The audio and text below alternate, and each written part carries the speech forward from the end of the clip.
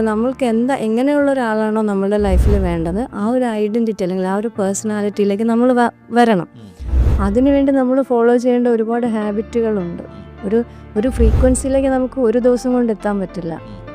ഫ്രീക്വൻസിയിലേക്ക് നമ്മൾ എത്തണം എന്നുണ്ടെങ്കിൽ നമുക്ക് കൃത്യമായ ശീലങ്ങൾ വേണം, ഹാബിറ്റ്സ് വേണം.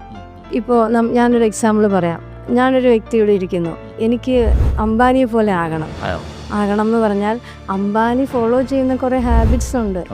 ആ ഹാബിറ്റ്സ് വെച്ചിട്ട് അയാൾക്ക് ബിഹേവിയർ ഉണ്ട് അദ്ദേഹത്തിന്. ആ ബിഹേവിയറിൽ നിന്നും അദ്ദേഹത്തിന് ഒരു ക്യാരക്ടർ ഉണ്ടായിട്ടുണ്ട്. ആ ക്യാരക്ടറിലാണ് ആ ഫ്രീക്വൻസി ഉള്ളത്, അല്ലേ? അപ്പം ഞാൻ എന്തൊക്കെയാണോ അംബാനി ചെയ്യുന്നത്, ആ ഹാബിറ്റുകളൊക്കെ ഞാൻ ഫോളോ ചെയ്യണം. ആ ഹാബിറ്റ് എനിക്ക് ഉണ്ടായിരിക്കണം. ആ ഹാബിറ്റിൽ നിന്ന് ബിഹേവിയറിൽ നിന്ന് പിന്നെ ക്യാരക്ടറും, ദെൻ അപ്പോഴേക്കും ഞാൻ ആ ഫ്രീക്വൻസിയിലേക്ക്, ആ പേഴ്സണാലിറ്റിയിലേക്ക് ഞാൻ വരുമ്പോഴാണ് എനിക്ക് ആ ഫ്രീക്വൻസി വരുന്നത്.